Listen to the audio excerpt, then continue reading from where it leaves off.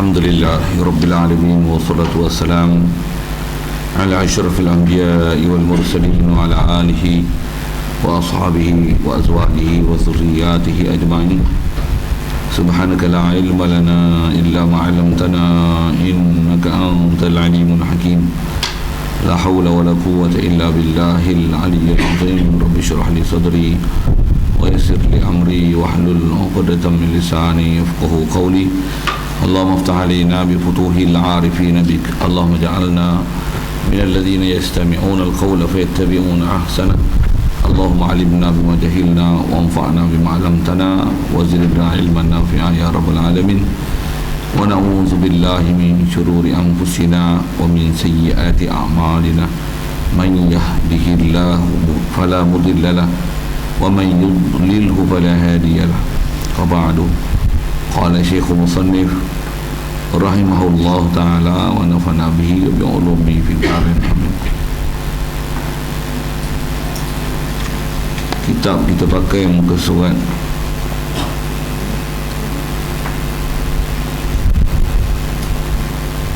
4. Kata Musannif rahimahullah ta'ala, dan terbahagi wajib akli itu kepada dua bahagi. Pertamanya wajib daruri, itu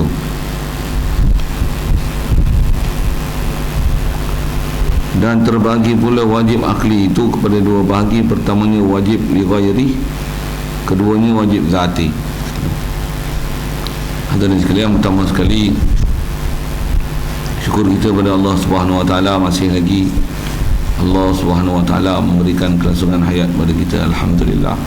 Syukur kita diberikan kita satu nikmat besar dengan dibangkitkan kita dan diwujudkan kita, diadakan kita, dilahirkan kita pada satu ketika dan zaman, pada waktu yang dengan lahirnya kita daripada mak ayah kita Islam, maka terislamlah kita dan menjadi umat Nabi SAW. Alhamdulillah.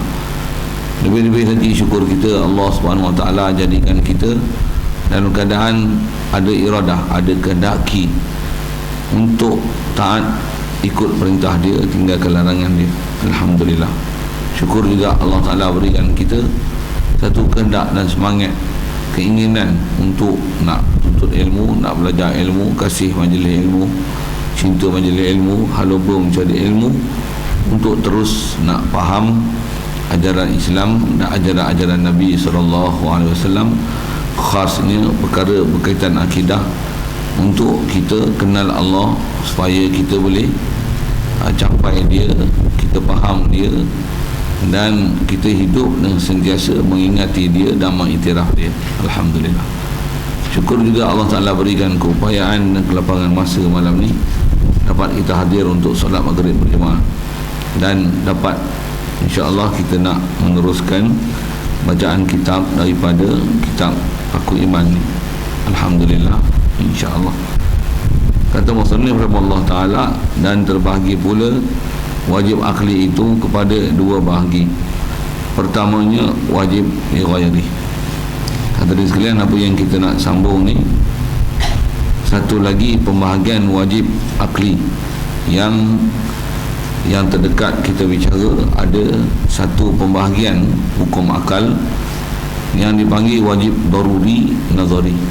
Maksudnya ada di antara hukum akal ni yang mudah, dan ada sebahagian daripada hukum akal ni untuk kita nak capai dan dapat keputusan perlu kepada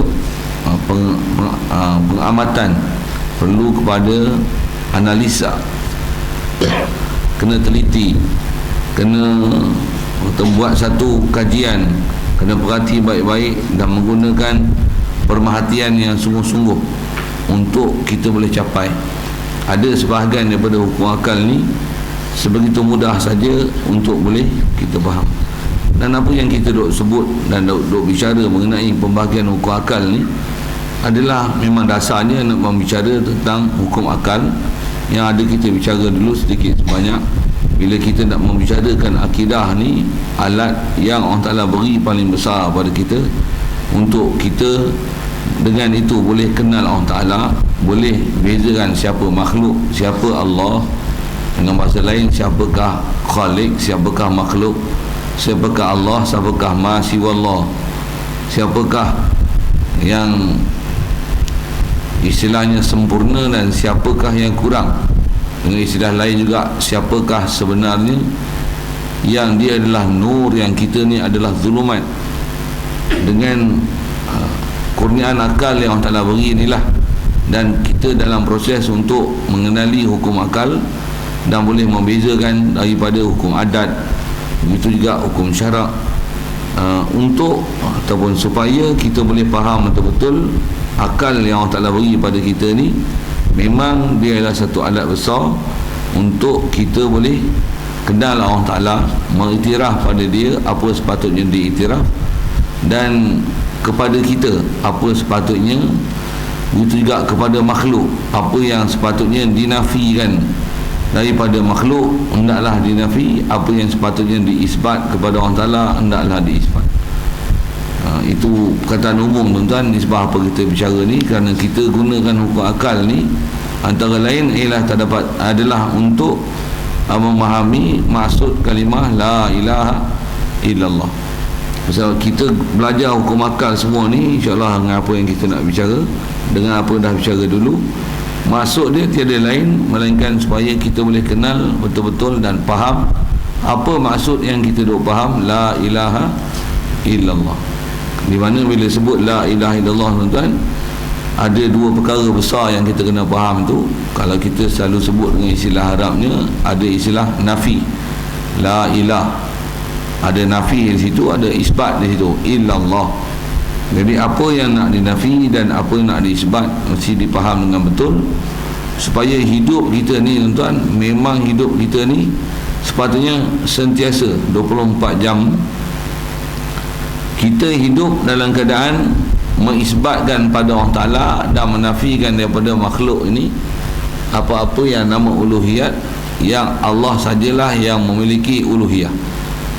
Kalau bahasa mudahnya macam tu, insyaAllah kita nak jumpa nanti dengan hukum akal, kita akan masuk ke sana insyaAllah untuk memahamkan apakah yang dimaksud yang kita sebut la ilaha illallah. Ada perkara dasar yang sangat mudah kita dah faham, yang tu tak payah duduk majlis ilmu pun kita dah faham. Apa dia? Yang layak disembah Allah Ta'ala aja, yang lain tak layak disembah. Okey, itu benda mudah yang kita faham. Kalau yang tu pun tak faham, nak jadi apa benda bagi kita tak faham apa langsung kan. Tapi kalau kita perhati halus, lebih mendalam, lebih detail dan teliti, apatah lagi menggunakan hukum akal dan kita mengamati sungguh-sungguh, barulah nanti kita boleh hidup dengan ataupun dalam keadaan kita ni benar-benar menyedari dan mengiktiraf kita ni makhluk ni adalah hamba dia, adalah makhluk dia. Allah lah Khalik, yang kita ni adalah fakir dan berhajat kepada dia. Ya Allah, dia lah Tuhan yang Ghani, yang dia tak hajat pada sesuatu, yang segala kepujian layak pada dia dan segala sifat kesempurnaan adalah milik dia. Kalau kita faham betul-betul, dan alat untuk faham tu ialah hukum akal, barulah nanti hidup kita boleh mencapai taraf hamba. Barulah kita hidup sebagai hamba Allah, yang kita ni memang akan nanti mengikut segala kehendak Allah, dan kita nak mempelajari hukum hakam dia untuk kita dapat redha Allah Ta'ala. Tanpa kita mengenali dengan pasti siapakah Allah, siapa kita ada sekalian, yang tu yang nanti sampai tahap ada yang di kalangan kita ni sampai dia mengaku seolah-olah macam dialah yang menguasai diri dia sendiri. Dia wujud pun dia tak pernah terfikir siapa yang wujudkan dia. Bahkan kehidupan dia atas muka bumi ni tak pernah terlangsung terfikir, terlintas dalam hati dia untuk dia nak kenal siapa yang menjadikan dia. Apatah lagi nak mengabdikan diri dia, tak pernah tahu langsung. Bahkan hidup dia setiap hari, setiap masa adalah untuk memuaskan kehendak nafsu dia, dan dia ni sentiasa dalam keadaan disesatkan, dipermainkan oleh syaitan. Untuk bahasa ini. Jadi antara alat yang Allah Ta'ala bagi pada kita adalah akal. Yang ni yang kita nak sambung sikit lagi. pembahagian hukum akal ni yang dia kata terbahagi pula. Wajib akli itu kepada dua bahagi. Jadi yang kita nak sambung ni adalah pengarang kita, dia nak mendetailkan perkara yang nama wajib. Dan wajib ni wajib akli. Kita dah lalu lepas bila sebut kata wajib dalam bab hukum akli dengan mana ma la yutasawwaru fil akli adamuh, tu takrif Arab dia. Apa dia? Perkara yang tak dapat tergambar dalam akal, kata perkara itu tiada ataupun ternafi. Itu dikatakan wajib. Benda yang tak boleh dinafi. Misalnya kita ada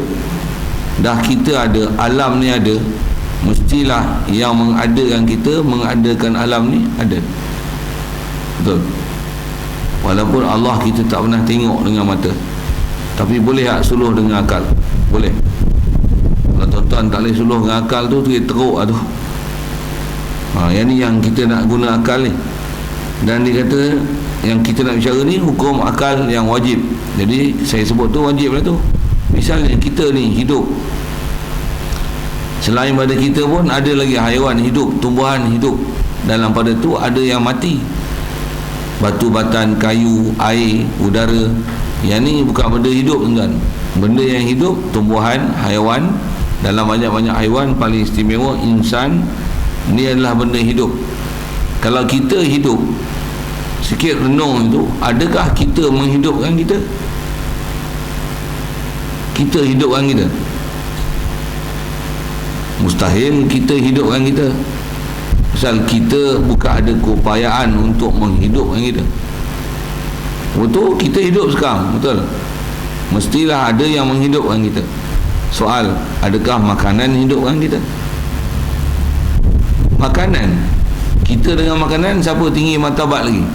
Siapa punya keupayaan yang lebih besar, kita ke makanan? Kita. Takkan makanan menghidupkan kita? Takkan hayawan menghidupkan kita? Takkan air menghidupkan kita? Takkan udara menghidupkan kita?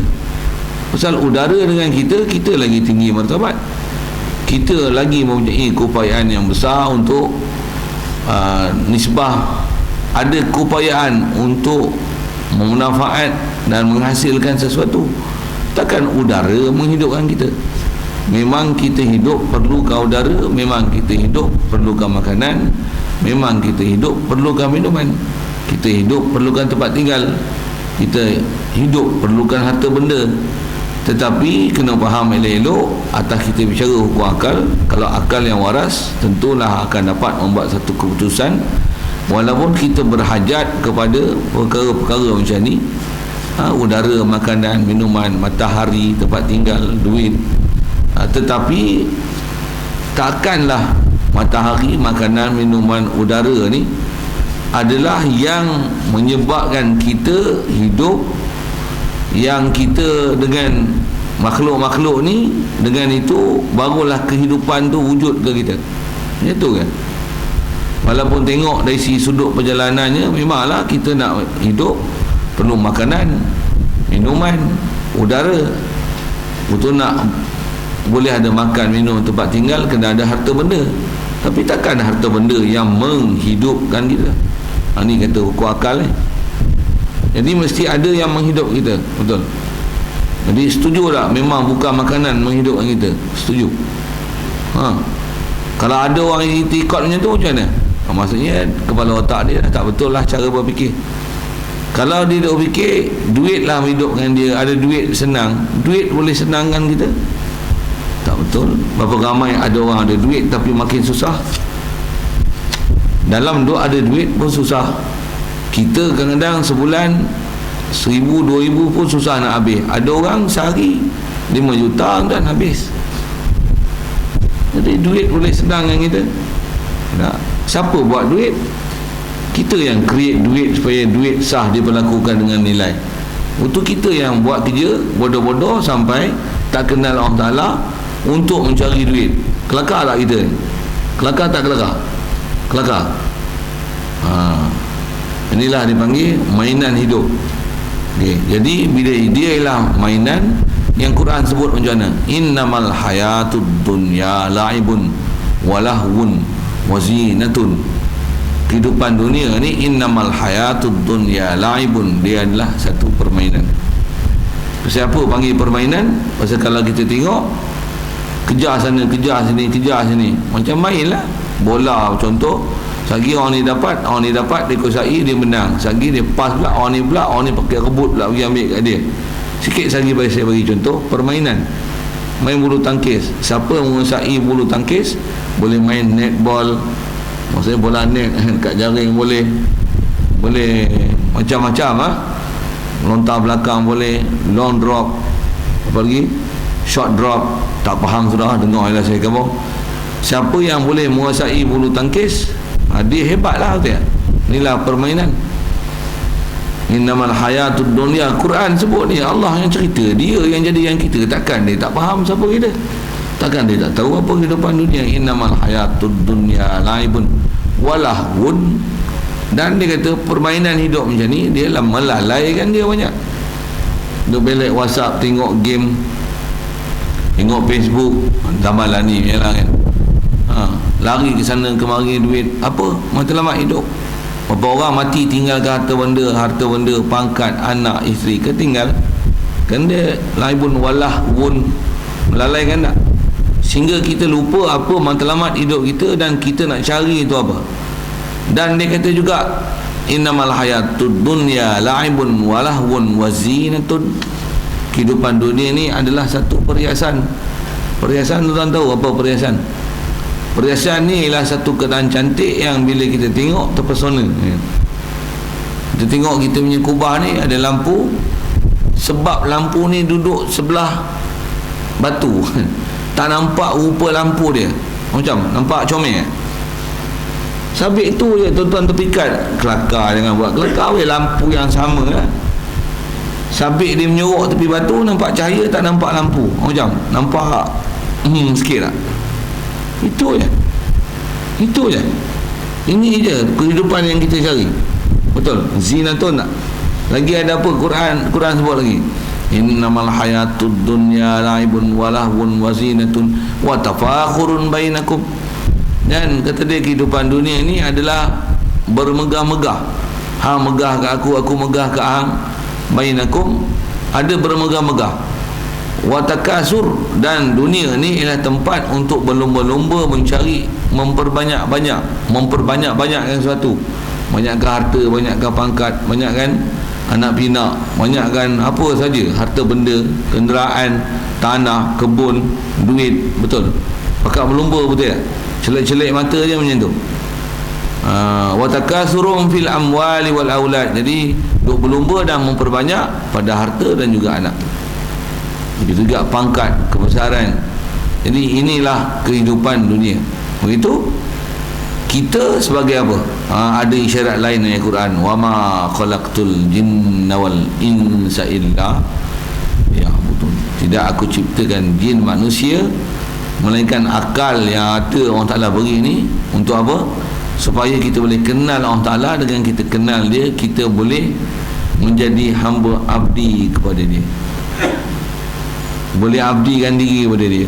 Jadi macam mana boleh abdi diri? Antaranya ada akal, dan akal kita boleh mempergunakan atau boleh dipergunakan dengan betul dan tepat, dan cara pemikiran kita betul, yang kita boleh kenal makhluk ialah makhluk, Allah ialah Allah. Makhluk ni semuanya sama martabat, baik dia manusia ke, haiwan ke, batu-batan ke, tumbuhan ke. Makhluk ialah makhluk. Makhluk takkan jadi ilah, makhluk takkan jadi Tuhan.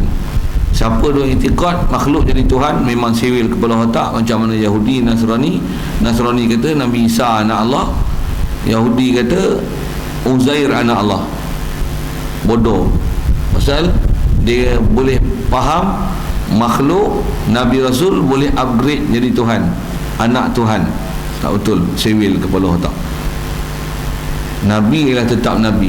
Nabi adalah Rasulullah, utusan Allah. Utusan Allah bukan Allah.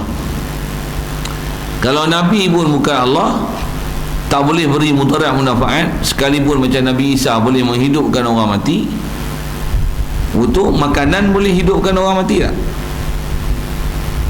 Kalau Nabi Isa pun kita kata bukan Tuhan, Takkan makanan Tuhan. Mestilah ada yang menghidupkan kita dan mematikan kita. Betul? Ni saya nak ajar boleh kan? Inilah hukum akal. Pasal kita nak sebut pembahagian ni dalam kitab kita tak susah mana.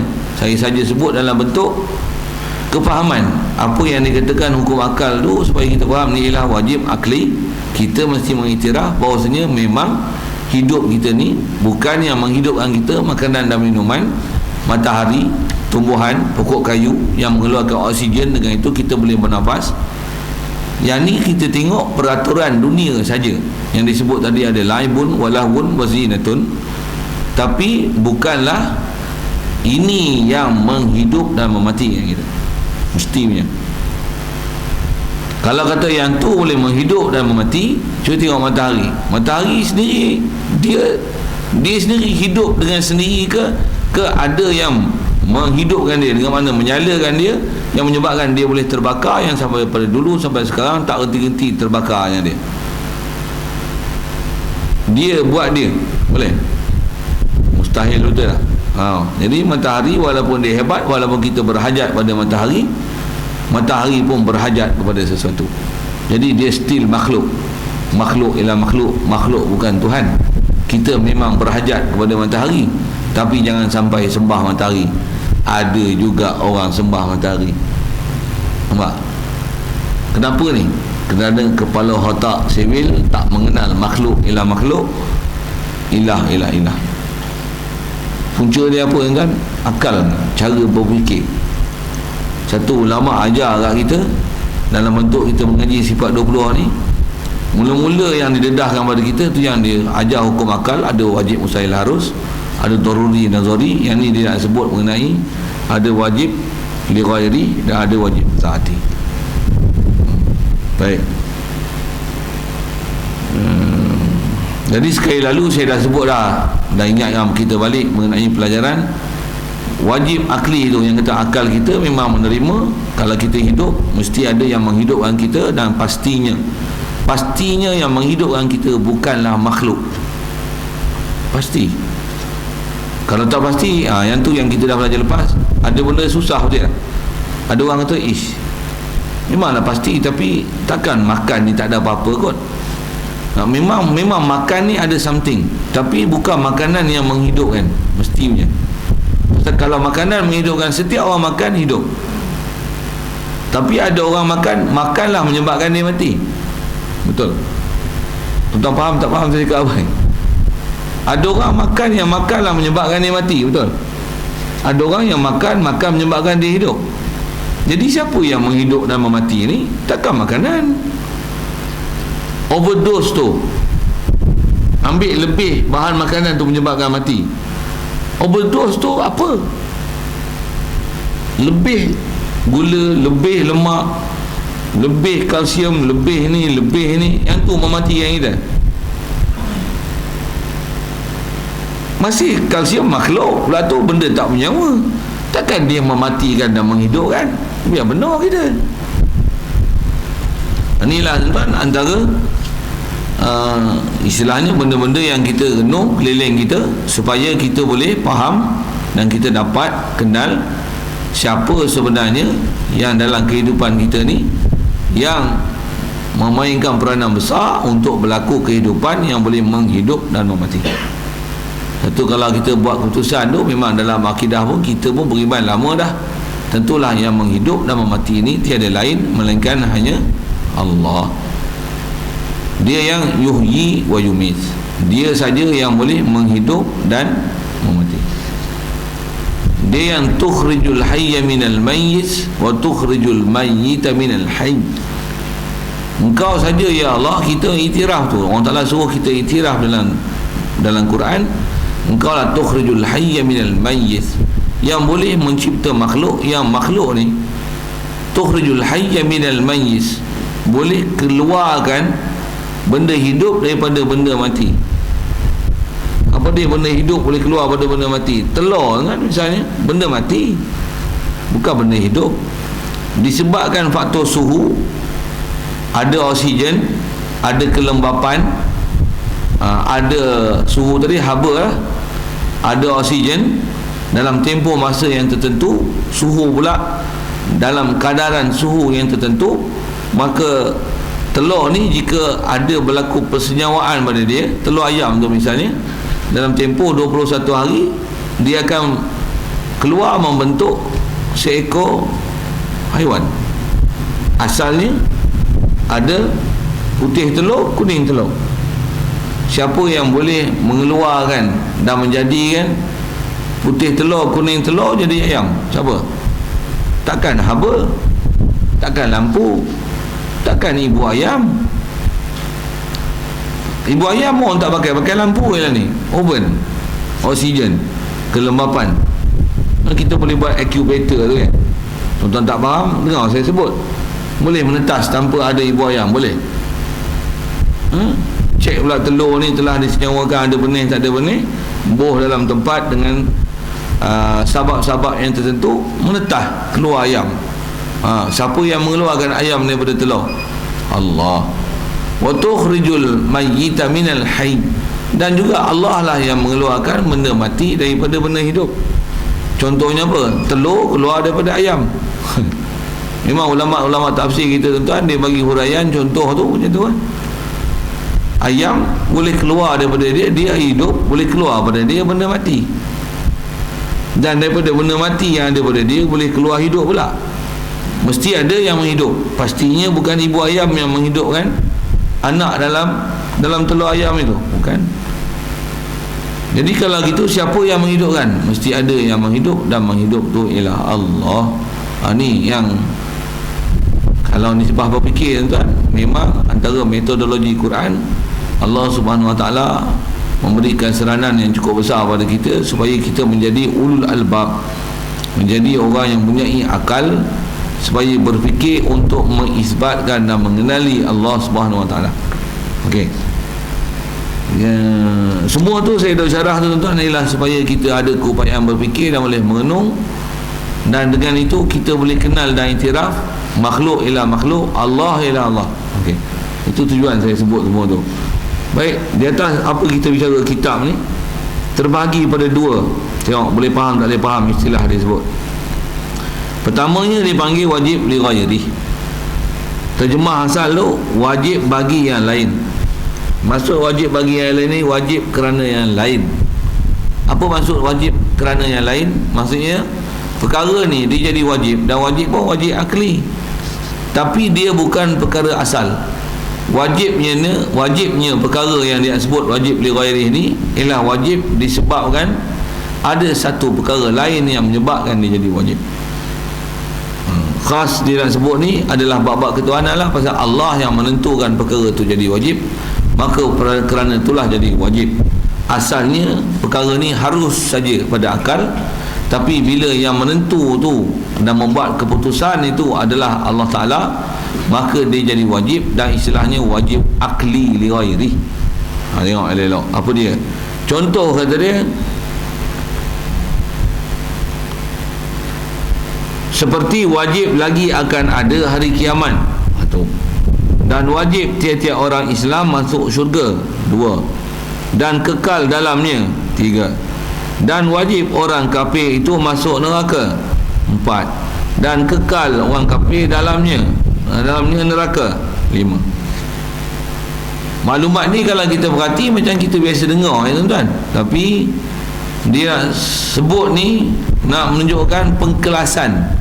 Apa bab yang kita duk sebut ni, dia adalah hukum wajib li ghairi. Baik, tengok pertama, wajib ada hari kiamat. Memang kena beriman nak hari kiamat ada. Okey, alhamdulillah. Macam mana pun, adakah nisbah Allah ni, kalau atas kita bicara hari kiamat, mesti ke dia buat hari kiamat? Boleh tak dia tak buat hari kiamat? Boleh. Yang ni yang tuan-tuan kena pakai kalkulator ni, supaya pemikiran kita waras. Mesti ke dia buat kiamat? Mesti. Tak buat kiamat tak boleh, salah kan dia? Bukan masalah dia kalau dia tak buat kiamat.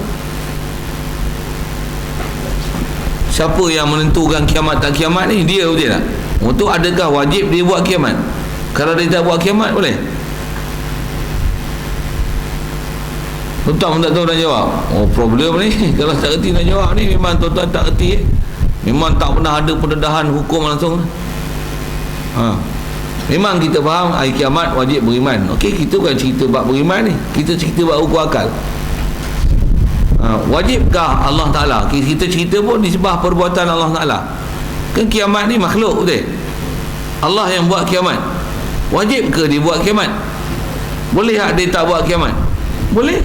Jadi apa hukum beriman hari kiamat ni asalnya?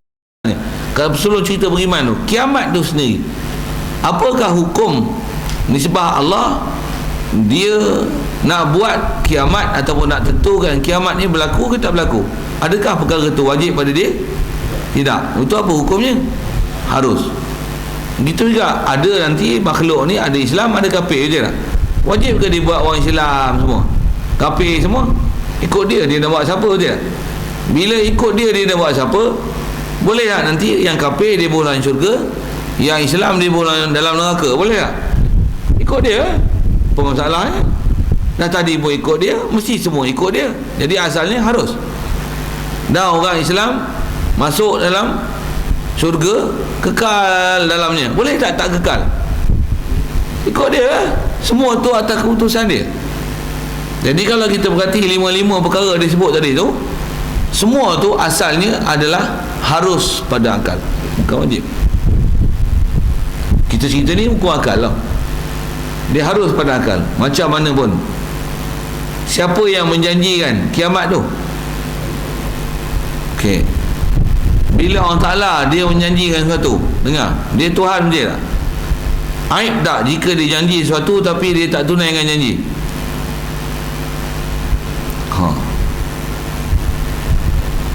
Dia kena soalan macam tu, orang nampak kan, kita ni rupanya tak kenal lagi, rupanya mana benda wajib, tak wajib, mesti, tak mesti, rupanya tak ada pendedahan langsung dalam bab keimanan ni. Maksudnya kita tak kenal Allah Ta'ala rupanya.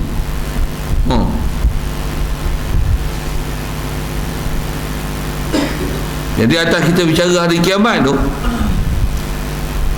dia yang buat hari kiamat, jadi asalnya ikut dia nak buat tak buat. Jadi atas kita bicara ni, Allahumma salli ala sayyidina Muhammad, dia yang menjanjikan kiamat.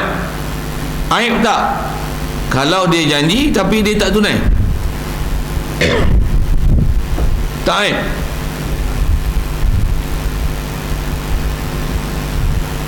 Kalau tuan-tuan ada janji sesuatu, tuan-tuan tak tunai, aib tak? Kalau Allah Ta'ala janji sesuatu dia tak tunai, aib tak? Tak aib. Itu kalau dia tak tunaikan janji dia, dia nak bagi orang Nabi Rasul masuk dalam syurga, tak aib pada dia.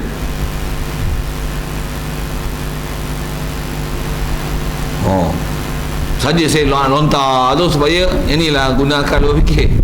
Memang ada keputusan yang dah siap lah, tapi saja lontar tu untuk berfikir. Dengar dia tu, adalah jadi aib sekalipun dalam bab ketuhanan. Allah kalau dia janji sesuatu tapi dia mengingkari janji dia, aib. Satu, orang Ta'ala dia memungkiri janji tak? Okey, kenapa dia tak mungkir janji? Jawab.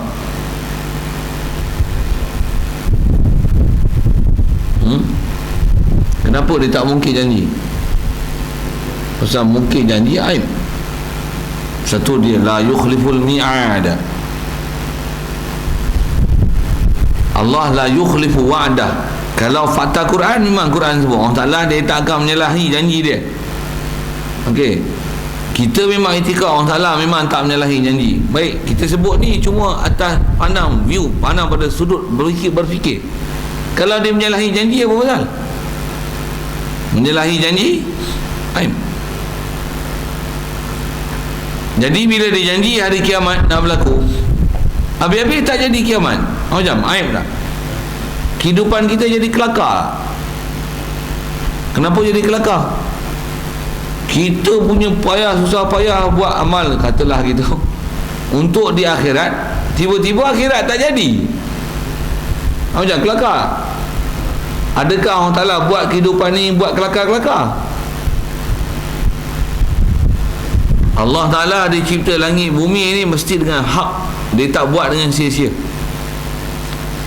Satu, kalau saya sebut tu, semua tu ada sokongan ayat Quran Melaka saya sebut tu. Satu, kalau kita ngaji tauhid, ada fakta-fakta akidah yang ulama sebut ni, semuanya ambil faham daripada Al-Quran dan hadis. Semua ni kita bicara, semua ambil faham daripada Quran hadis kan. Cuma dalam bentuk yang lebih ringkas dan simple.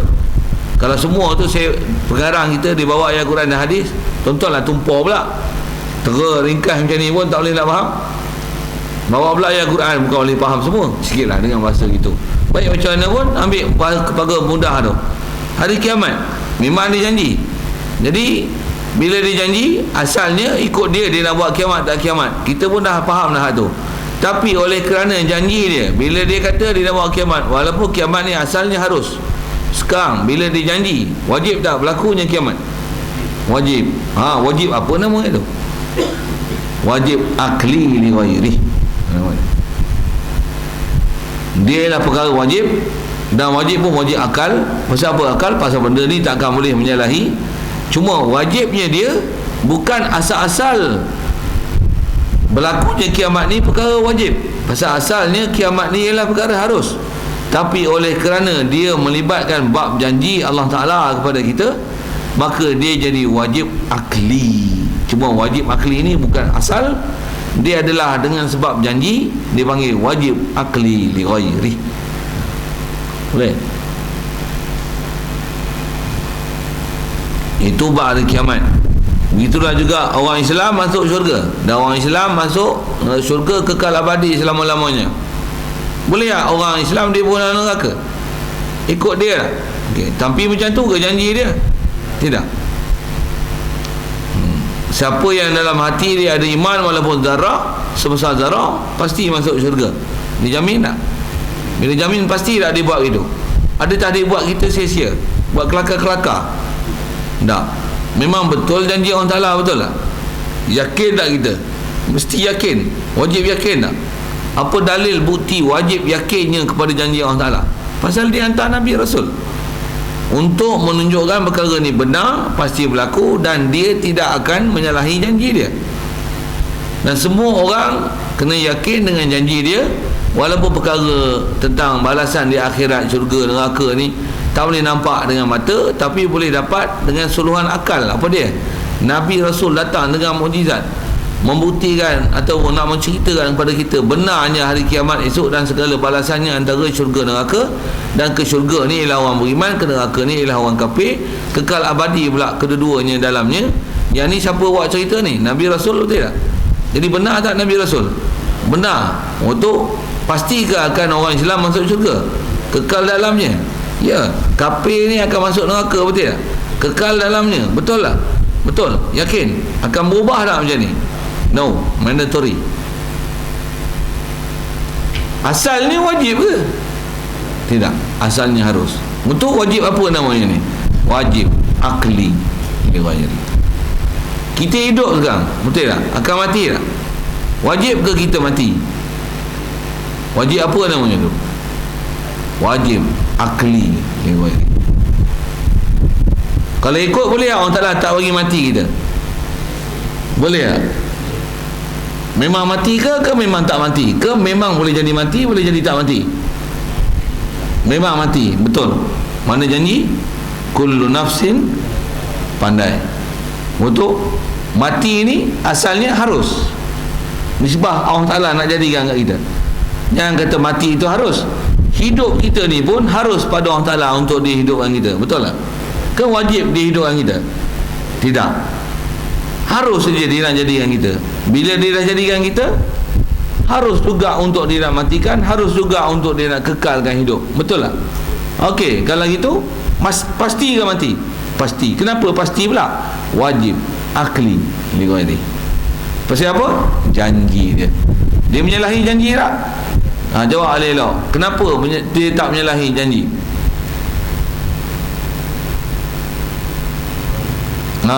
Menyalahi janji dalam bab ketuhanan adalah satu aib. Allah Ta'ala dia takkan menyalahi janji dalam bab janji-janji baik. Janji baik dia tidak akan menyalahi sama sekali. Janji buruk macam mana pula? Yang tu pun ada bahas ulama. Janji buruk pun sama juga jadi aib. Cuma janji buruk tak lazim atas dia untuk menunaikan janji buruk kepada semua, tapi dia takkan tinggalkan semua. Pasti ada sebahagian yang kena. Yang ni pun tuan-tuan ialah satu formulasi yang telah disebut oleh ulama ahli sunnah wal jamaah. Siap tengok dia adalah parti daripada seluruh isi Quran dan hadis. Khas saya nak sebut ni mengenai janji buruk. Misalnya kan dia janji kan, setiap kita buat jahat ada dosa, betul tak? Dosa kena siut neraka lah, betul tak? Okey, dengar elok-elok. Bila dosa kena siut neraka, ada tak nanti di akhirat yang orang yang istilahnya berdosa tapi Allah Ta'ala beri kemaafan? Ada tak? Ada yang memang Allah sendiri memaafkan kita. Ada yang memaaf itu adalah dengan Allah Ta'ala lalukan melalui syafaat Nabi-Nabi dan Rasul. Begitu juga ada syafaat selain daripada Nabi Rasul di kalangan syuhada, awliya, warasatul anbiya, pewaris Nabi, ulama yang pewaris Nabi yang beramal dengan ilmu dia, yang takwa pada Allah Ta'ala. Ada yang Allahumma salli ala sayyidina memberikan syafaat di akhirat esok adalah guru-guru yang memang guru ni guru untuk mengajar kenal ke Allah Ta'ala. Itu yang bahasa mudahnya Nabi-Nabi, Rasul, orang soleh, para syuhada, para salihin, para awliya. Jadi kalau faham tu, mendapat syafaat ni bererti orang yang bersalah sepatutnya dah ada janji salah dan balasan neraka, tetapi diberikan kemaafan. Aib tak? Aib tak? Memaafkan kesalahan dia tak aib, tetapi aib jika memaafkan kesemuanya sekali. Dengar elok. Mungkin pelajaran yang saya sebut ni, kalau tak mengaji satu-satu kitab, mungkin tuan-tuan tak pernah jumpa apa ayat saya sebut ni. Kalau tak faham, jamah elok-elok. Pasal faham sekerak jalan lagi, bantut pula, jeng lah kepala otak. Ada salah akidah pula, masalah agak tu. Apa saya nak sebut ialah bab janji seksa. Janji baik memang Allah Ta'ala dia tidak akan menyalahi sama sekali. Adapun janji seksa, dia memang tak menyalahi, tapi adalah menjadi satu kemuliaan pada Allah Ta'ala jika dia memaaf. Cuma dia tak memaaf kesemuanya sekali, tapi pasti ada sebahagian daripada setiap jenis dosa yang dia akan balas dan seksa mengikut janji seksaan dia. Boleh faham saya cakap apa? Boleh? Boleh tangkap? Misalnya pencuri, katalah ada 1000 orang pencuri, boleh tak dia maaf semua? Boleh. Boleh memang boleh tak? Tapi adakah dia akan maafkan semua? Tidak. Satu mesti dibalun. Habis-habis tidak, satu mesti dibalun. Mesti macam tu. Atas berdasarkan apa yang telah dirumuskan oleh ulama ahli sunnah wal jamaah daripada seluruh isi Quran hadis, memang pasti akan ada seorang daripada setiap pembuat dosa-dosa, khasnya dosa-dosa besar, yang Allah Ta'ala tak berikan kemaafan, dan orang itu akan kena balasan dia di akhirat esok. Siapa? Tak tahu. Tapi dia tidak akan maafkan dalam setiap jenis dosa tu, maaf semua sekali. Tidak. Pasal kalau ada janji seksa, memaaf semua sekali adalah aib. Dengar elok. Fatah tu kalau tuan-tuan tak biasa dengar elok. Dan saya ngaji dulu, tutup guru sebut gini tuan-tuan, dia tahu perjalanan Allah Ta'ala menguruskan alam ni macam ni, dan kalau ikut semua tu harus je pada dia. Tapi ini perjalanan janji dia. Kalau janji baik, dia takkan mengingkari, menyalahi janji baik adalah aib. Kalau dia janji buruk, menyalahi janji pun buruk pun adalah aib. Cuma dia akan betul-betul aib bab janji buruk ni jika menyalahi janji buruk tu sehingga memaafkan kesemua sekali tanpa ada seorang pun kena daripada apa-apa janji siksaan dia. Itu aib. Baik, saya ngaji tutup guru sebut begini. Baik, di atas kaedah itu, masa itu pengurusan Allah SWT, bab ketuhanan yang kita bicara ni, Dia ialah wajib akli li ghairi. Itu asal bicara kita. Kita pun disuruh mentadbir, mengurus di atas kaedah itu. Apa dia? Kalau janji baik, jangan sekali-kali menyalahi. Tapi kalau janji itu janji tak baik, adalah baik kalau memberikan kemaafan, tapi jangan memaafkan kesemua sekali. Cara pengurusan tu adalah diarahkan pada kita pun memelihara pengurusan tersebut. Misalnya saman, contohlah kan, saja gigi saman sikit. Pasal apa ingat saman tak? Memang saman saya kalau kira banyak tak peduli je pun, tuan-tuan nak tolong bayar bagus je. Tapi pegawai polis pun kata, trafik pun kata dia tak bayar, tak apa ustaz, kami pun tak bayar. Bagus. Ni moyang khabar gitu. Saya kau bayar AES ke apa ke, tuan-tuan banyak duit bayar kat saya. Tapi tak ada resit lah. Okey. Apa saya cerita ni? Saya nak sebut saman sikit. Ada tak orang kena saman tapi dimaafkan? Asalnya 300. Dia tu jadi 100.5. Pasal kongsi pacai punya pasal jadi 100 saja. Ada tak macam tu? Ada 10 saman, potong satu je. Tapi dia tak maaf semua. Ada tak? Tuan-tuan tak tahu tak tu? Jadi jangan buat tak kerti weh. Memang macam tu. Tapi bayang tengok, PDRM ke, JPJ ke, katalah ada saman, tak ada seorang pun kena saman. Macam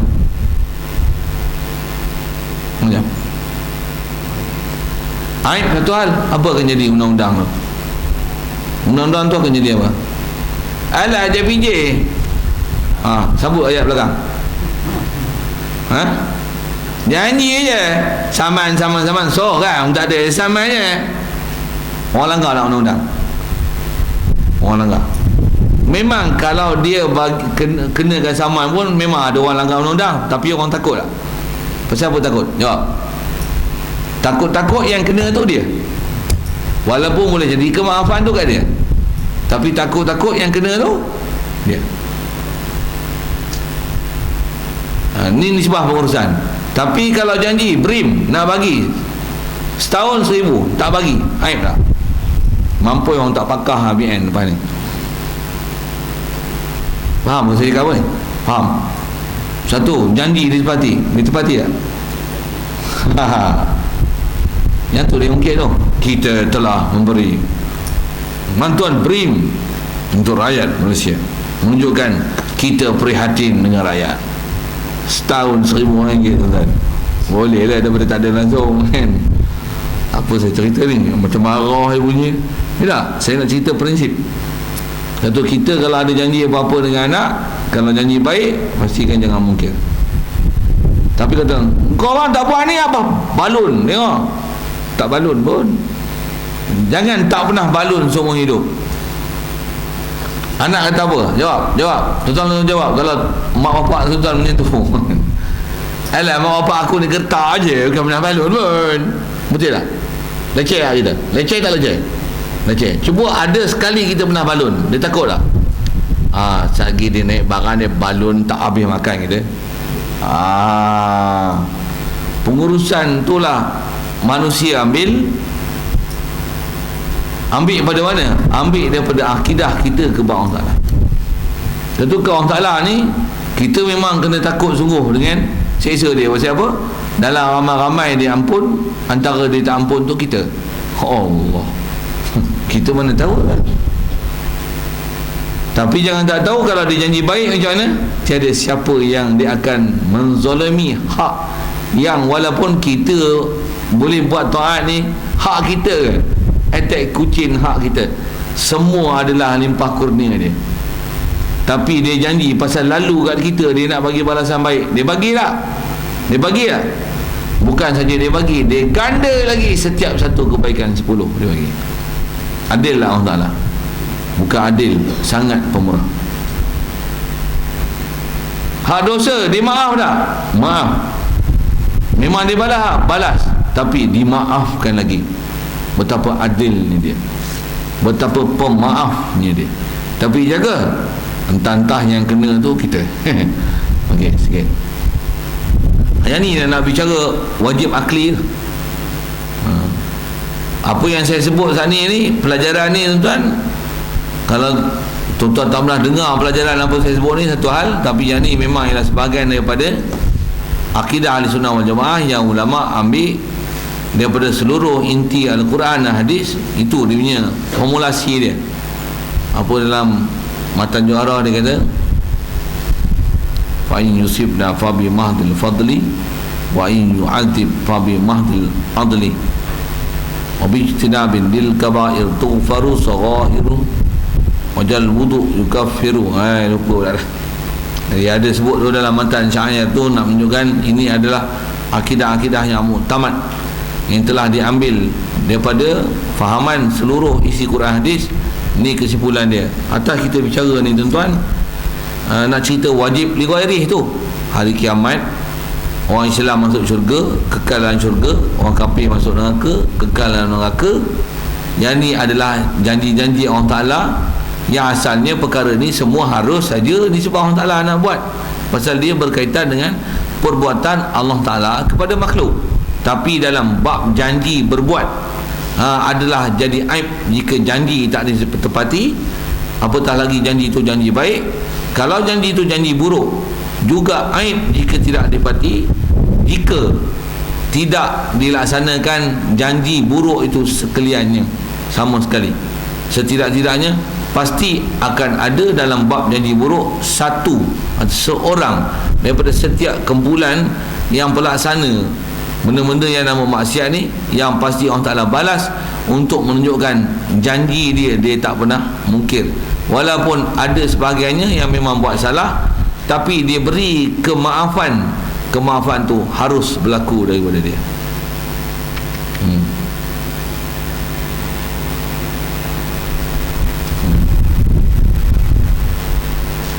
Satu, kalau kita faham di atas kata janji Allah Ta'ala ni, satu, kita kena itikad sungguh-sungguh. Satu, wajib ke kita kena jadikan diri kita beriman? Ya. Pasal apa? Orang beriman saja yang akan selamat. Bukankah syurga neraka ni hak Allah Ta'ala? Kalau kita tak beriman pun dia boleh masukkan kita dalam syurga. Nisbah Allah memang boleh, tapi janji dia tidak. Dia takkan buat macam tu. Syarat masuk syurga mesti ada iman, walaupun sebesar zarah. Kalau mati dalam keadaan kafir, takkan masuk syurga sama sekali. Macam mana unta takkan masuk ke dalam lubang jarum? Itu pun yang Quran juga. Itu pun format berfikir. Saya nak tunjukkan semua ni tuan-tuan. Pasal apa? Pasal nak kata apa kita baca dalam kitab akidah ni, walaupun tengok macam pakai akal aja, memanglah pakai akal, tapi akal yang rumusannya ambil daripada seluruh inti Al-Quran dan Al-Hadis Nabi SAW. Kita sendiri nak buat rumusan, kok tumpah kita bukan ahli. Cuma saya syarah-syarahkan ayat Quran tu nak menunjukkan ada tempat ambilannya. Kalau contoh satu ayat Quran tu yang kata orang kafir, memang janji Allah Ta'ala, siapa yang nak masuk syurga, anak kuncinya mesti ada iman walaupun sebesar zarah.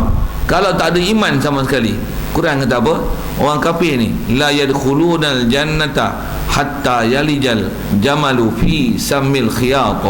Orang yang kafir, alladzina kafaru wa kadzabu bi ayatina, la yadkhulul jannata hatta la yadkhulunal jannata hatta yalijal jamalu fi sammil khiyat. Orang yang dustakan Allah Ta'ala, dia kafir, dustakan Allah Ta'ala, dia ni tak akan masuk, mereka tak akan masuk sama sekali ke dalam syurga, macam mana tak masuknya unta ke dalam lubang jarum. Quran nak isyarat apa unta lubang jarum? Unta objek besar, jarum objek kecil. Lubang jarum kan lagi kecil daripada jarum. Bolehkah unta benda besar masuk dalam benda kecil? Selagi unta bersaiz unta, jarum bersaiz jarum, unta tidak akan masuk ke dalam lubang jarum. Nak mengajar apa tu? Satu format berfikir. Hukum akal lah. Hukum akal wajib li ghairi juga. Cuma yang tu mustahil li ghairi. Mustahil orang kafir akan masuk dalam syurga. Boleh tak dia nak bagi masuk? Boleh. Tapi berlaku tak? Tidak akan berlaku sama sekali. Pasal Allah Ta'ala menta'alluqkan kafir masuk syurga ni seperti mana mustahilnya objek besar unta masuk ke dalam objek kecil lubang jarum. Selagi unta yang besar, jarum yang kecil, besar takkan masuk dalam benda kecil. Ini adalah muktamad dalam kaedah berfikir.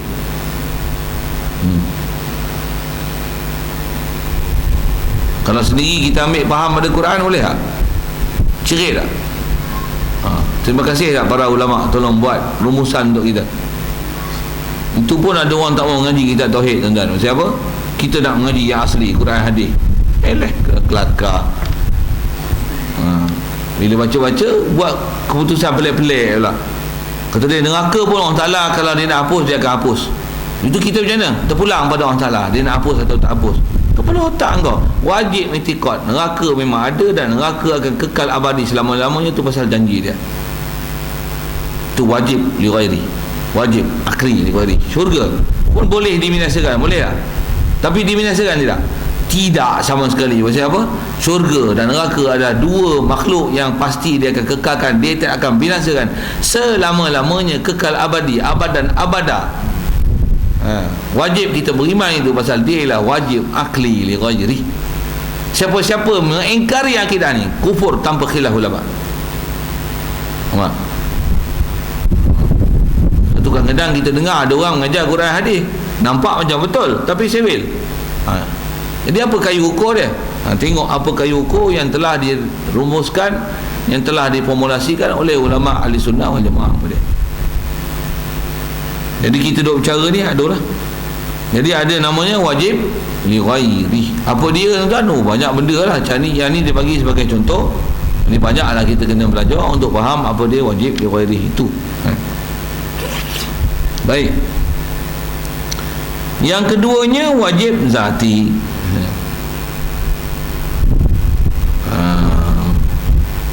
Apa terjemah wajib zati ni? Wajib bagi zatnya. Apa maksud wajib bagi zatnya? Tu pun terjemah harfiah itu.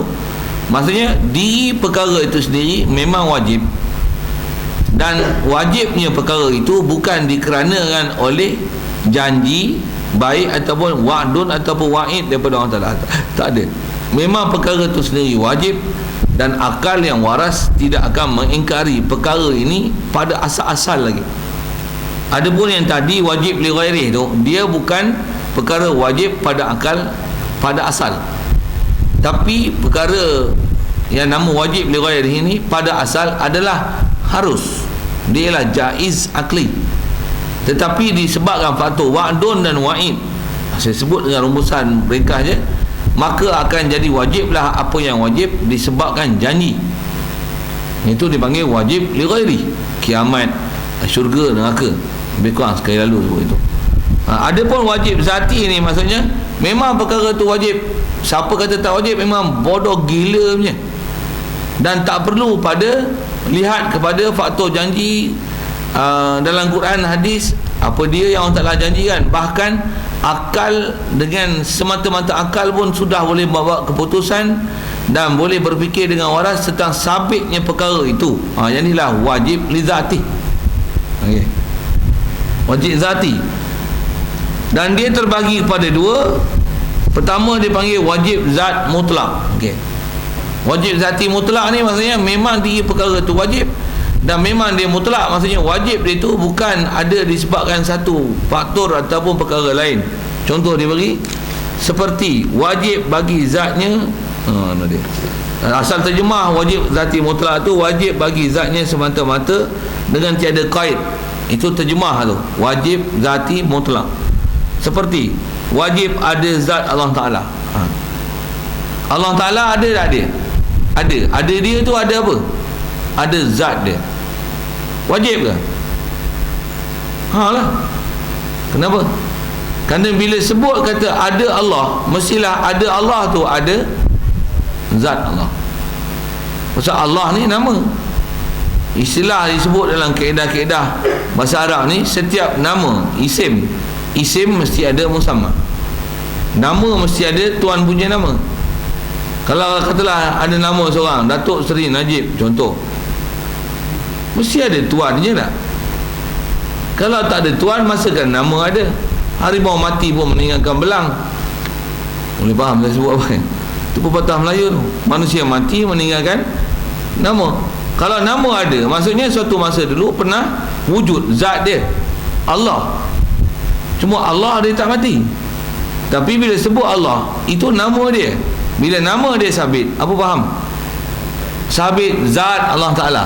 Kenapa sabit zat dia? Mestilah sabit zat dia, mestilah ada zat dia. Takkan Allah Ta'ala ni nama semacam ada? Biar betul. Apa yang menyebabkan sabit zat dia? Dah ada Allah Ta'ala tu, mestilah ada zat Allah, ada diri Allah. Bukan hayalan je Allah Ta'ala ni. Macam mana pun ada juga pahaman-pahaman sesat yang mengatakan pahaman agama dan bertuhan ni adalah candu masyarakat, dia ialah hayalan saja. Tuhan ni kata dia tiada realiti. Dia adalah satu ketagihan yang orang nak mencari tempat pergantungan harap, tetapi sebenarnya ia tak wujud. Dia hanyalah satu bayangan yang dibayangkan oleh manusia. Ni apa kata apa, serangan pemikiran bab akidah lah ni kan. Dia berbentuk macam ni pula lah ni.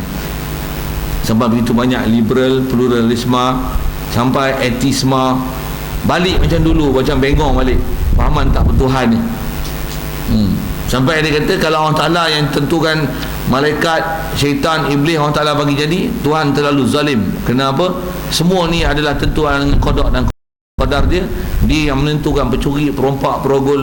Dia yang menentukan semua orang jadi perompak, pencuri, perogol. Lepas-lepas dia seksa pencuri, perompak, perogol.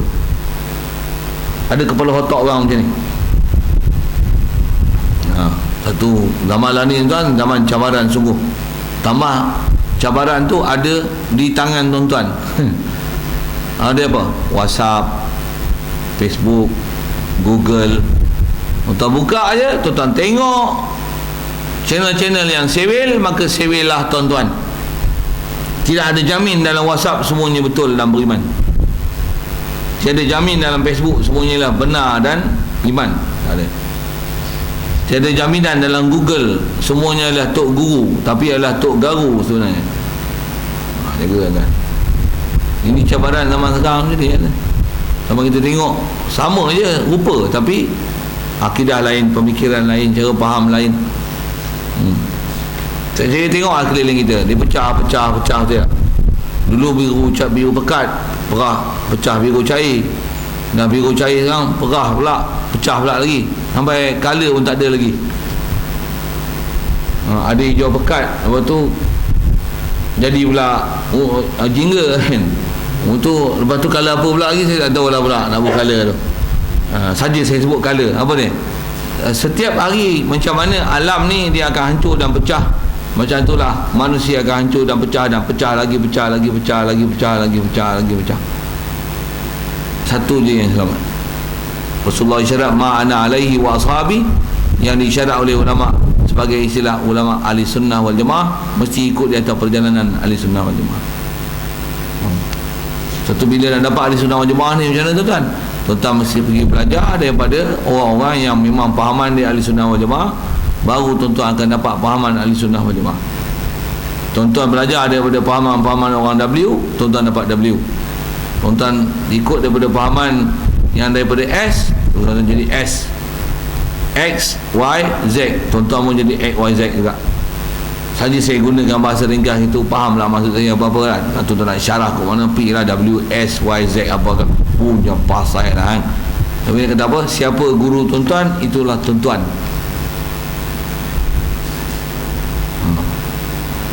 Tuan-tuan belajar daripada penyanyi yang dapat hidayat dari Islam. Kalau itulah guru tuan-tuan, tuan-tuan punya tok guru adalah penyanyi ya. Penyanyi yang dapat hidayat.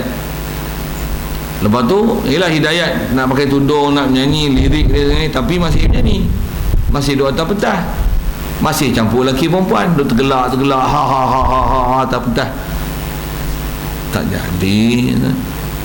Jadi kalau tuan-tuan rasa itu adalah hidayat, silap. Penyanyi dulu rock, sekarang bagus, tapi dia cerita habis semua jahat-jahat dia kat orang. Silap, tak betul cara. Kau ceritalah apa yang kau jadi hidayat, bukan kau cerita apa kejahatan kau. Seolah-olah memviralkan benda jahat untuk bagi orang lain buat jahat macam mana kau buat jahat, lepas tu taubat lah. Tak betul tentang cara. Dan ni pening lah tengok. Saya sampai tak larang nak cakap lah.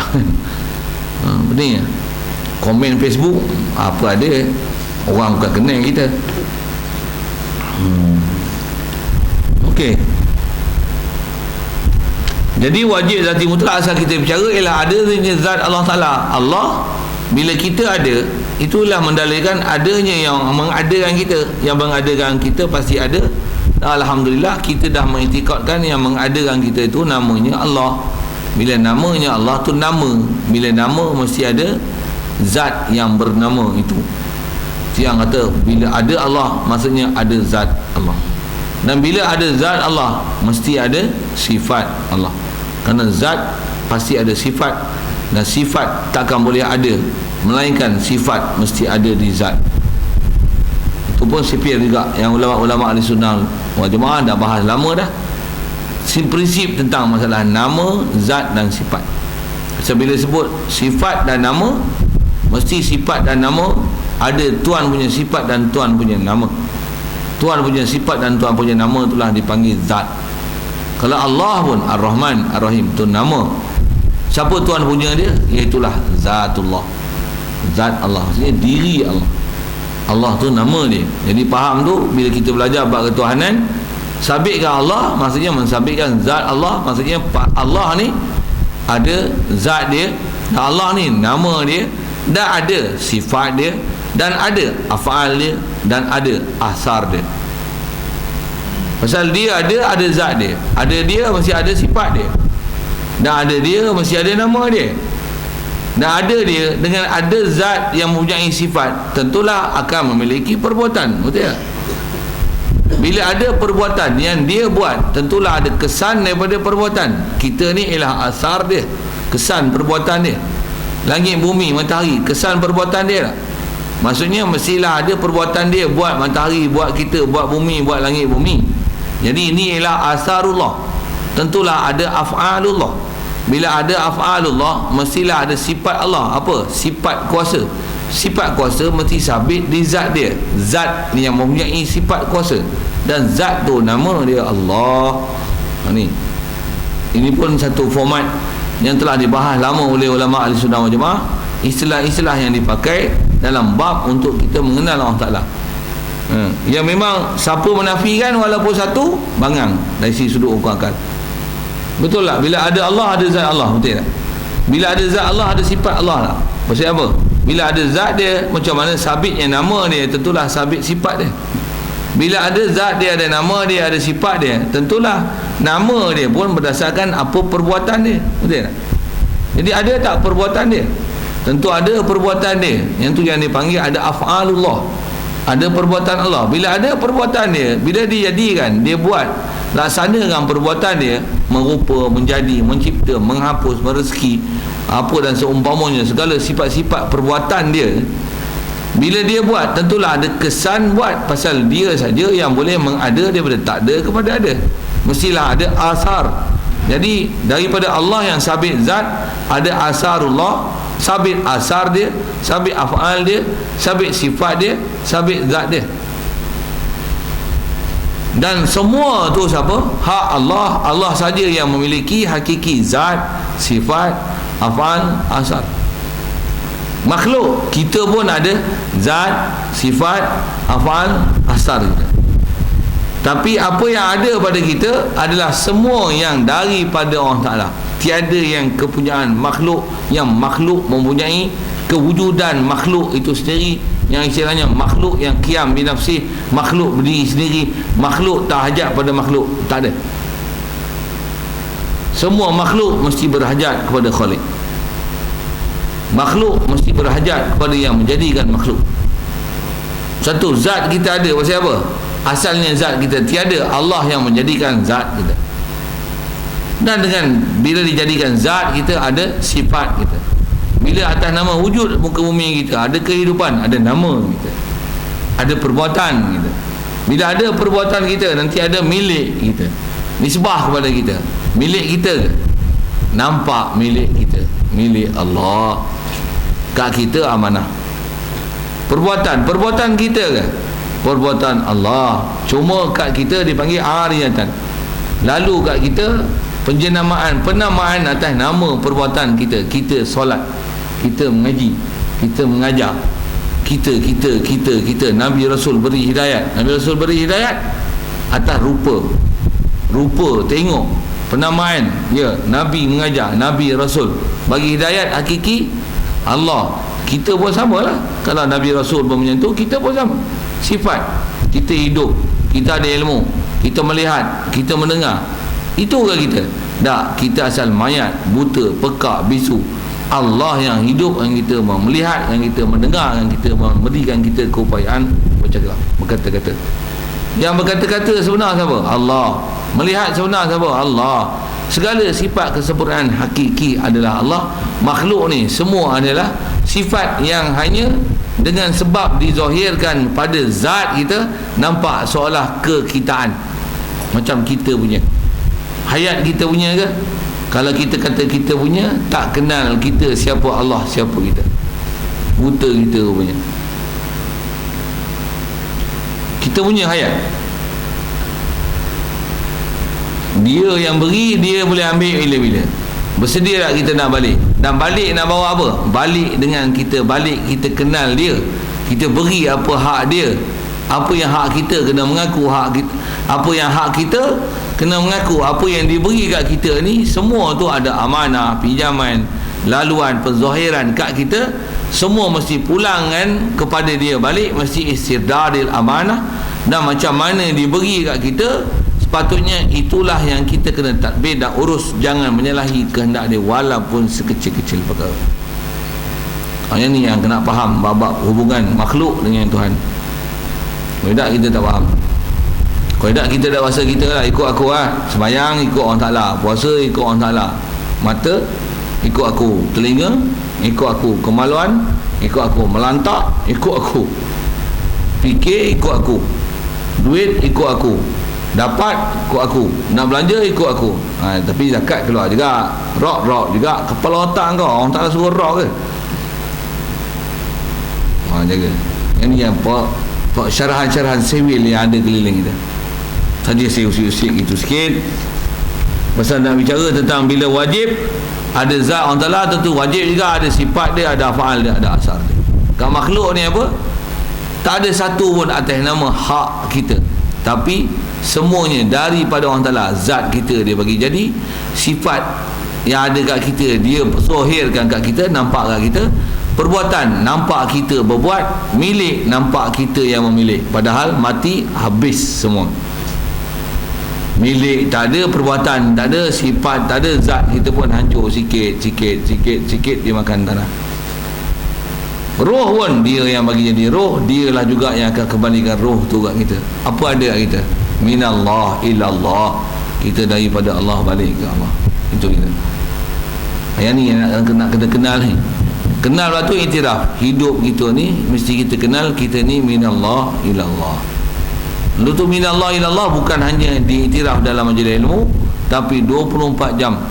Tamam kehidupan kita 24 jam. Hamisha kehidupan kita, seluruh hidup kita ni macam mana? Dawam ala zikri la ilaha illallah. Uluhiyat ni hanya hak Allah Ta'ala. Makhluk tak ada uluhiyat dalam bab zat, bab sifat, bab af'al, bab asar. Yang ada hakiki zat, sifat, af'al, asar hanya Allah Ta'ala. Zat kita memang ada, tapi zat yang tak ada dia ada kan. Itu kita. Kalau zat pun dia bagi ada, sifat, fi'il, milik memang daripada dia tak. Jadi siapa yang ilah sebenarnya? Allah saja yang ilah. Untuk makhluk ilah makhluk takkan jadi ilah. Ilah Allah sajalah ilah. Tu la ilaha illallah. Makhluk bukan ilah. Pasal apa? Kita dijadikan, dan kita walaupun masing-masing kadang ada peranan masing-masing berdasarkan apa Allah Ta'ala bagi jadi kat kita, macam matahari, oksigen, makanan, minuman. Tapi jangan sampai tersilap akidah. Udara menghidupkan kita, makanan menghidupkan kita, minuman menghidupkan kita, duit mensedangkan kita, ubat mensembuhkan kita dan mensihatkan kita. Sesat, habis sesat gila punya kehidupan. Sepatutnya siapa? Allah yang bagi kita segala kehidupan. Makanan dia yang suruh kita makan, minuman dia yang suruh kita minum. Pilihlah apa yang disuruh makan dan suruh minum. Bernafas, yang ni dia bagi free, kita tak payah fikir, memang mesti bernafas. Oksigen kita tak payah fikir pokok mana nak hidup, dia yang hidupkan pokok kayu. Tapi makanan dia suruh usaha pergi cari, dan cari mengikut apa kehendak dia, jangan cari apa kehendak kita. kena belajar apa peraturan halal haram dia supaya kita ikut kehendak dia, boleh faham hukum hakam dia, dapat redha dia. Kalau tidak, dia bagi kita akal, kita salah guna, nisbah kita cari yang salah, nanti istilahnya menyalahi dia, melawan dia, jagalah dia akan balas, dan janji dia seksa macam mana kita sebut bab wajib biwairih tadi. Itu perjalanan kehidupan. Jadi wajib ada zat Allah Ta'ala dan segala sifat kesempurnaan bagi Allah Ta'ala. Saya dah syarah sampai 4 tadi. Wajib ada zat Allah, wajib ada sifat Allah, wajib ada af'al Allah, wajib ada asarullah. Betul, agak-agak tak jelas saja lain. Tapi zat Allah faham tak? Diri Allah. Sifat Allah lah. Sifat Allah ni apa? Kamalatu zat. Yang ni pun ada ilmu, kena belajar khas, istilah apa. Sekali lalu sebut Allah Ta'ala sabit zat dia, sabit af'al dia, sabit sifat dia, sabit af'al dia, sabit perbuatan. Af'al tu maksudnya perbuatan dia, dan sabit juga asar dia. Apa asar dia? Kesan daripada perbuatan dia. Satu, dijadikan makanan. Dia yang bagi jadi makanan. Yang makanan tu bila kita makan, kita jadi kenyang. Tapi bukan makanan tu mengenyang. Hasil perbuatan dia jadikan makanan itulah yang menyebabkan kita jadi kenyang. Bukan makanan kenyangan kita. Dia yang bagi kita kenyang. Dia tu apa? Allah yang bagi kita kenyang. Kita buka lampu dapat cahaya terang. Bukan lampu bagi terang, Allah yang bagi terang.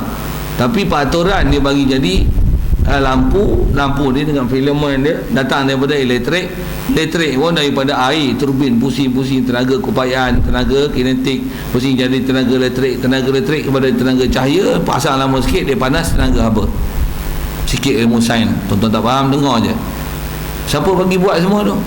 Allah. Penzahiran nampak lampu. Takkan kata lampu bagi terang. Siapa bagi terang? Allah bagi terang. Yang kita ada mata, nampak tak? Mata kita bagi nampak ke Allah bagi nampak? Allah bagi nampak, lalu kok mata. Jadi nak syukur kat mana? Allah bagi aku nampak. Amanah tak mata ni? Kau guna tengok benda yang tak betul. Berjawab lah kau dia. Jawab lah kau. Kau khianat. Tak sedar ke kau Allah Ta'ala duk tengok kau. Bunyi Negeri Sembilan malah pasal nak ke Melaka ni. Malam esok insyaAllah ke Melaka sikit, ada program sana. Dah Melaka dekat dengan Negeri Sembilan. Teman pun pernah duduk Negeri Sembilan juga. Oi teman. Bunyi lain pula. Jadi ada bunyi Negeri Sembilan sikit lah, pasal ada pengalaman duduk Negeri Sembilan. Jadi bunyi Minang tu ada lah Negeri Sembilan ni kan. Apa title Negeri Sembilan Melaka benda ni. Saja bunyi bahasa tu sikit, bahasa tu tak sedar ke Allah Ta'ala ada tengok kau jang. Jang. Oi jang ni Negeri Sembilan Minang lah tuan.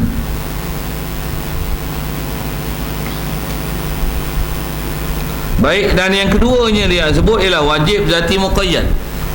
Baik, wajib zati muqayyad ni asal terjemah tu wajib bagi zat sesuatu yang dikaitkan. Dia wajib zati tapi namanya muqayyad. Contoh seperti kata dia,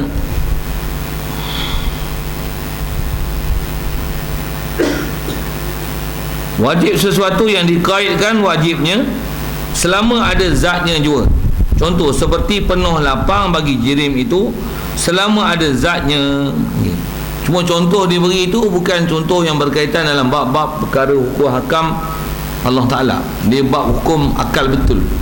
Tentang mana? Tentang bila ada jirim, selagi zat dia ada, setiap jirim mesti yamlaul faragh.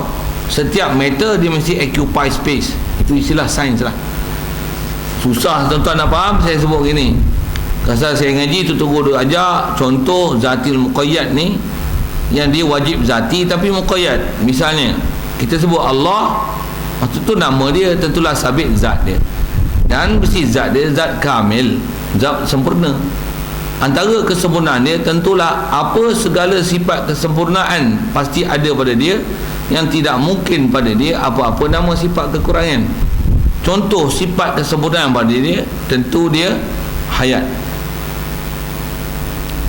Bila hayat, tentulah bila dia ada sifat hayat, tentulah dia digelar hayyun. Cuma kalau sebut hayyun ni tuan-tuan susah sikit. Saya ambil lain satu lagi, ilmu.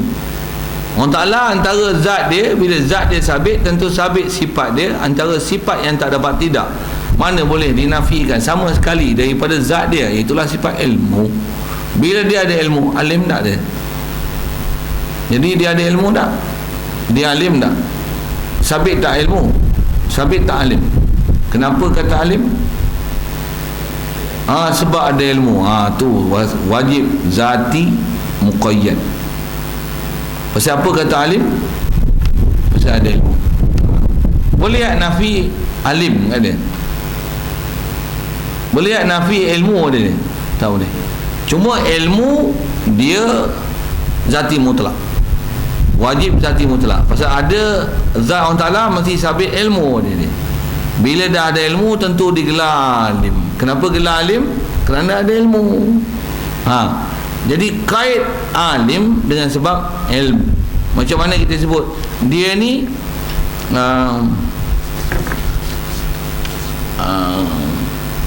dia ni engineer. Pasal apa panggil engineer? Pasal ada ciri-ciri engineering kat dia. Yang tu kot, boleh kot tak? Ada ilmu engineering. Satu panggil engineer. Boleh tak dia ada ilmu engineering tapi tak engineer, yang nak buat kelakar? Pasal apa? Pasal boleh tak kata dia ada ilmu engineering tapi bukan engineer? Dah sabit ilmu engineering, tentulah sabit engineer. Cuma engineer tu sabit pasal apa? Pasal ada ilmu engineering, maka tergelarlah pada dia engineering. Jadi engineering tu, kalau sifat tu ada pada dia, yang tu wajib zati mutlak. Engineering tu adalah wajib zati muqayyad. Boleh faham? Susah sikit tak?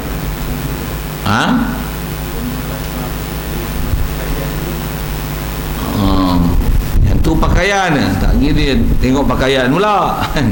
Ini kita sebut atas sifat dan gelaran. Rice cooker. Pasal apa panggil cooker? Pasal dia boleh cook. Boleh tak? Periuk tu boleh masak nasi, tapi tak boleh panggil rice cooker. Dia cook je, tapi tak boleh panggil cooker. Boleh tak? Kita kata apa? Bangang bahasa Inggeris. Dah bangang hukum akal. Inggeris bangang suku dah. Dah dia boleh cook, tentulah panggil cooker. Boleh tak cooker tu dilekangkan daripada orang yang sesuatu yang boleh buat perbuatan cook? Boleh tak? Dah cook mesti cooker, betul tak? Dah print mesti printer. Drive mesti driver, betul? Tak tahu. Engineering mesti engineer, betul? Betul? Tak tahu, bodoh bahasa, bangang hukum akal sekali. Atas istilahnya Allah Ta'ala, dia ada ilmu tak? Ilmu alim. Dia kudrat tak? Qadir. Dia sama tak? Sami'. Basar tak? Basir. Kalam tak? Kalam kalau mutakallim. Dia hayat kalau, tentu dia hayyun. Bila Allahu la ilaha illa huwal hayyu, bila dia hayyu, apa faham? Sabit pada dia hayat. Jadi hayyu tu apa? Wajib zati muqayyad. Pasal apa kata hayyu? Pasal sabit hayat, wajib zati mutlak. Ni hukum akal.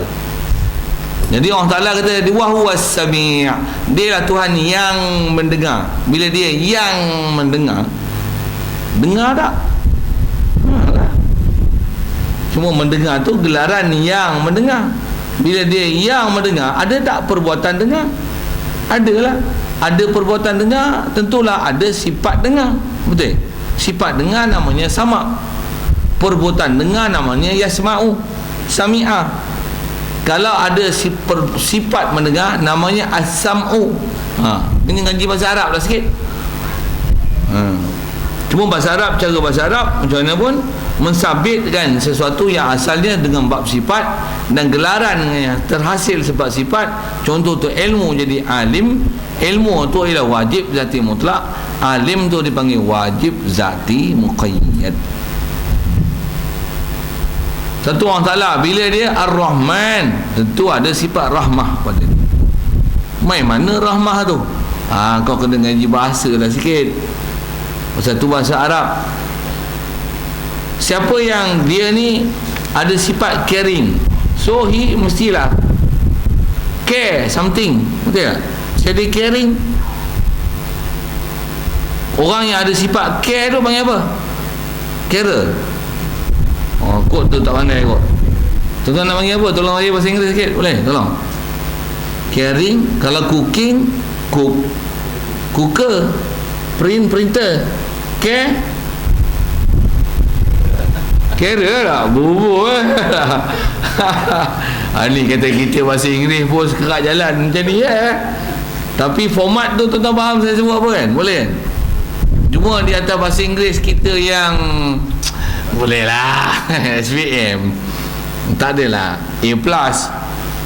Saya memang bahasa Inggeris bukan A+ pun, bahasa Inggeris bahasa SPM saya, tapi nak kelentong tak boleh weh. Boleh juga lah create bahasa Inggeris, tapi tuan-tuan pun tak kerti jadi carer, jadi ikut saya punya style juga, jadi kita serupa lah bahasa Inggeris. Tapi bahasa Arab lain. Bahasa Arab lagi tajam bahasa ni kan. Bahasa Arab dia memang kena ngaji sungguh-sungguh, pasal apa dia punya isyarat yang ada pada dia sangat tajam.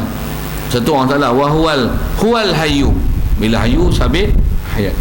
Bila sabit hayat, dia lah yuhyi. Dia hayya yahya. Dia hayyun la yamut. Dia hayyun la yamut. Bila hayyun mesti sabit hayat, tentulah dia yuhyi, pasal dia hayat yang dia boleh memang hidup. Kalau bahasa Arab tuan lagi tajam. Lagi saya sebut lagi, tuan-tuan saya syok, tuan-tuan nganga je. Tapi jangan tak tahu tuan, memang kunci besar kita faham akidah ni dengan apa ulama dah buat rumusan. Satu antara alat dia bahasa Arab tu sendiri. Jadi kita ngaji zatil mutlak, zatil muqayyad ni adalah menunjukkan pertambatan hukum akal dari segi kaedah berfikir antara kawaid yang berkaitan bab bahasa sikit dan istilah. Kerana apa? Kalau atas kita sebut sifat ma'ani ma'nawiyah, itu dalam bab sifat Allah Ta'ala, bila sabit ma'ani tentu ma'nawiyah, bila kudrat tentu qadir, iradat tentu murid, ilmu tentu alim, yang itu sinonim bahasa Melayu. Bila hayat tentu hayyun, bila sama' tentu sami', bila basar tentu basir, bila kalam mesti mutakallim. Kenapa? Kerana sama kudrat, iradat, ilmu, hayat, sama, basar, kalam, yang ni ialah wajib zati mutlak. Sabitnya zat mempunyai sifat-sifat ni wajib zati mutlak.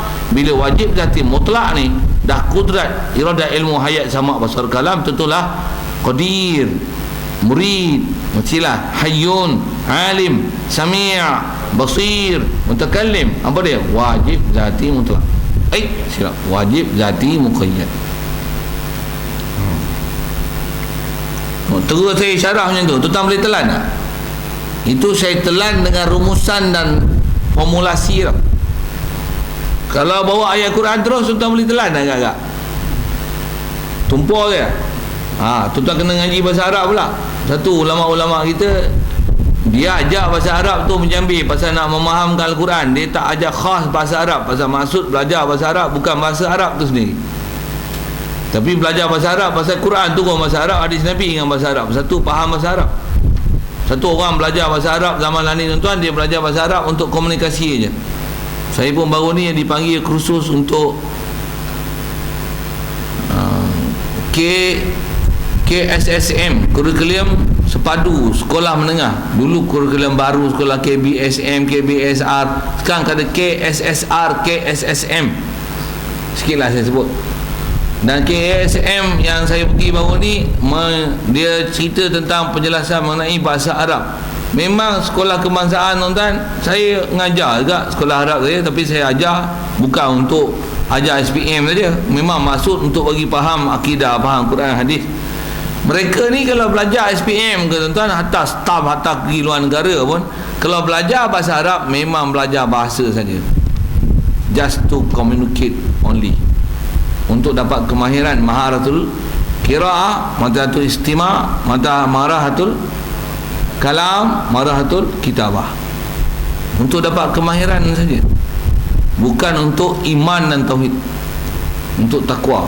Tidak. Satu, banyak keluar sekolah kebangsaan hebat bahasa Arab pun bengong akidah, semayang tak jaga. Sikitlah bab tu saya sebut pasal saya pun ada lulusan diploma perguruan Dan ada kita pula terlibat dengan secara tak langsung dalam bab-bab ilmu perguruan dan sekolah-sekolah kebangsaan ni, terlibat juga pasal ada sekolah Arab apa yang saya duk ngajar, pondok, cara pondok. Jadi saya tahu jugalah kebangsaan tu apa dia. Matlamat dia apa tuan-tuan? Untuk melahirkan daya intelek, kebak benda tu, kemahiran berfikir aras tinggi. Wah, nampak tinggi-tinggi apa balik. Alah nak tukar huwa yadribu ni nak tadriba ni, itu pun tak reti. Kami duk pondok sambil kentut je tuan-tuan. Padahal kementerian kata apa tu, kebak, kementerian berfikir, kementerian maklah kemahiran berfikir aras tinggi. Kami mengaji itu sambil basuh berak tuan-tuan. Maksudnya lekeh sangat pelajaran tu. Dorobu yadribu darban fa daribun wa zakam madrubun idrib la tadrib madribun mitrabun sambil kentut belajar kan. Kementerian kata apa? Kebat. Apa tu? Kemahiran berfikir aras tinggi. Aras tinggi tu. Tuan-tuan bayang untuk belajar kat pondok belajar apa? Tu SPM A+ pun itu je. Nak tukar muzakkar, muannas, mufrad. Kebat kan tu. Tuan-tuan tak faham sudah saja saya syarah perguruan sikit. Saya baru lepas kena bagi kursus. Berpindah kepala saya dengar. Berpindah apa tuan? Itu aja matlamat kementerian mengajar bahasa Arab.